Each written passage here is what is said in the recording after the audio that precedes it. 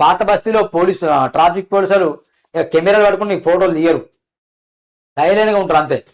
జరగండి ఇట్లా అంటారు తప్ప కెమెరాలు పట్టుకుని ఫోటోలు దిగారు అక్కడ. పాత బస్తీకి నిజంగా ఒక రూల్ ఇప్పటి నుంచే కాదు బండి సంజయ్ గారు, పాత బస్తీకి రూల్ ఇప్పటి నుంచే కాదు ఎప్పటి నుంచో ఉంది. స్వాతంత్రం వచ్చినప్పటి నుండి పాత బస్తీలో పనితీరు ఎట్లున్నది ఇప్పుడు అట్నే ఉన్నది. పాత బస్తీలో రోడ్లు మారలేదు, పాత బస్తీలో ట్రాఫిక్ సమస్యలు మారలేదు. పాత బస్తీలో మీకు చెప్తున్నాం కదా, ఇల్లీగల్ కన్స్ట్రక్షన్ తీయండి. ఈ చంద్రయాన్ గుట్ట కావచ్చు, ఈ కింగ్ కోటి కావచ్చు, కోటి కావచ్చు, చార్మినార్ కావచ్చు, ఉస్మానియా కావచ్చు, అఫ్జల్ గంజ్ కావచ్చు, రాణిగంజ్ కావచ్చు, ఈ ఏరియా మొత్తం పాత బస్తీ, ఓల్డ్ సిటీ, సంతోష్ నగర్, ఈ ఏరియా మొత్తం చూడండి. స్టిల్ట్ +2 పర్మిషన్ తీసుకుని 5, 6, 7, 10 ఫ్లోర్లు కడతారు. సెట్ బ్యాక్స్ ఉండవు, సరైన డీవియేషన్స్ ఉండవు వాళ్ళకి.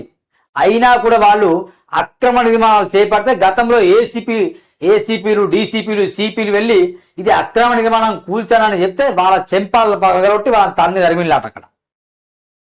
ఇట్లా ఉండేది పాత బస్తీలో. అదే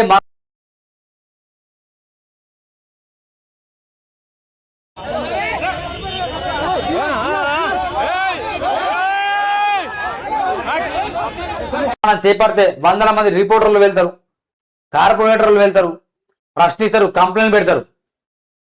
దమ్ముంటారు రిపోర్టర్లు అయినా కార్పొరేటర్ అయినా పాత బస్తీలో ప్రశ్నించండి, అతను వేరేలా ఉంటుంది. అందుకే పాత బస్సుకు ఒక రూల్, ఇది వాస్తవమే కదా, ఇది నిజాలు ఒప్పుకోండి మీరు. పాత బస్సుకు ఒక రూల్ ఉన్నది, అక్కడ వాళ్ళు ఐక్యతంగా ఉంటారు. మొన్నటి చూసాం మనం, ఒక భవనం దగ్గర హైడ్రా అధికారులు వెళ్తే ముస్లింలంతా ఒకటిగా వచ్చేసి ఎట్లా భవనం కూలగొడతామని చెప్పేసి ఆ అధికారం తరమేశారు. పోలీస్ సెక్యూరిటీ ఉన్నా అక్కడ ఒక్కరికి ప్రాబ్లం అయితే 100 మంది ముస్లిం సోదరి అందరూ వచ్చేసి అక్కడ పోలీస్ అధికారులు కావచ్చు, అక్కడ హైదరా అధికారులు లేకుండా వేశారు. ఆ భవనం ఏం కాలే, అలాగే ఉంది, మళ్ళా కడతాను ఆ భవనం. అట్లుంటది. అదే ఒక హిందూ వ్యక్తి ఒక భవనం కడితే పాత బస్తీ కాకుండా వేరే చోట ఒక భవనం నిర్మిస్తే వీరందరూ వెళ్తారా? ఈ అధికారులు వెళ్ళి ఏం చేస్తారు? భవనాన్ని సీజ్ చేస్తారు, బుల్డోజర్ రంగంతో కూలగొడతారు. పాత బస్తీకి ఒక రూల్, ఈ హైదరాబాద్లో ఉన్న పాత బస్తీ కాకుండా మిగతా బస్తీకి ఒక రూల్. అదే బోరబండలో జూబ్లీస్లో ఇట్లా జరుగుతుంటాయా? బుల్డోజర్ రంగం తీసేసి వెంటనే కూలగొడతారు. దమ్ముంటే హైడ్రా అధికారులు చెరువులో కట్టిన అసౌదీలో వేసి బిల్డింగ్ ఉన్నాయి కదా, వాటిని కూలగొట్టడం దమ్ముంటే నోటీసులు పంపండి. దానికి చేయరది, చేత కాదు. అందుకే బండి బరాబర్ అన్నాడు, పాత బస్తీకి ఒక రూల్, పాత బస్తీ కాని వారికి మరో రూల్. ఇది బాగా నడుస్తాను. నేను చెప్తున్నా, రేపు బీజేపీ అధికారంలో వచ్చినా రేపు అదే జరుగుతుంది. అర్థమైందా? మజ్లిస్ సీఎంకు దాసం కాదు. రాష్ట్రంలో ఏ పార్టీ ఉంటుందో ఆ పార్టీ ఖచ్చితంగా మజ్లిస్ పార్టీ ఉపయోగించుకుంటుంది. వితౌట్ మజ్లిస్ పార్టీ ఇక్కడ ప్రభుత్వం ఏర్పడడం కష్టమే. నిజంగా మజ్లిస్ కింద బానిసగా పని చేయాల్సిందే. ఇది నేను నిజంగా చెప్తున్నా. ఎంఐఎం కింద ఎంఐఎం కింద ఖచ్చితంగా గతంలో కేసీఆర్ ముఖ్యంగా ఉన్నప్పుడు ఎంఐఎం ఎమ్మెల్యేలు, మంత్రులు, ఎంపీలు ఎవరు సపోర్ట్ చేసిండు?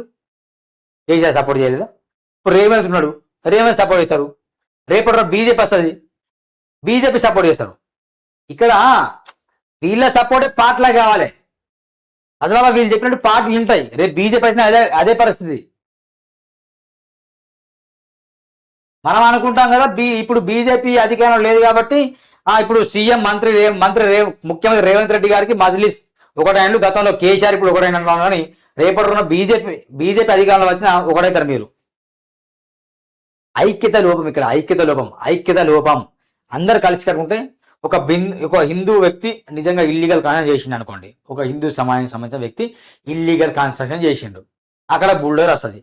అందరు చుట్టుపక్కల హిందువులు అందరూ రండి, అతనికి సపోర్ట్ నిలబడండి. ఆ హైదరాబాద్ అధికారులు పారిపోతారు కదా, అట్లా చేస్తారా?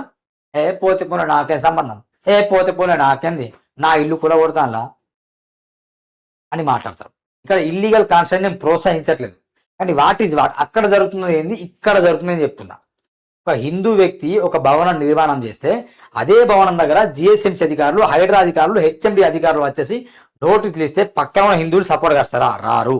అదే ముస్లిం వ్యక్తి ఒక అక్రమ నిర్మాణం చేపడితే అక్కడ హైడ్రా అధికారులు, లేకుంటే జిహెచ్ఎంసీ అధికారులు, లేకపోతే సంబంధిత అధికారులు అక్కడ వచ్చి నోటీసులు ఇస్తే ఈ ముస్లింలందరూ ఒకటే దగ్గర వచ్చేసి వాళ్ళని తరిమేస్తారు. అది హిందువుల్లో ఎందుకు లేదు, ముస్లింలు ఎందుకుంది, ఒకసారి ఆలోచన చేయండి. అందుకే ఇలాంటి మాటలు ఉన్నాయి. పాత బస్తీలో ఒక రూల్ ఉన్నది, వాళ్ళు ఐక్యతగా ఉంటారు, మనోళ్ళు ఐక్యత ఉండరు.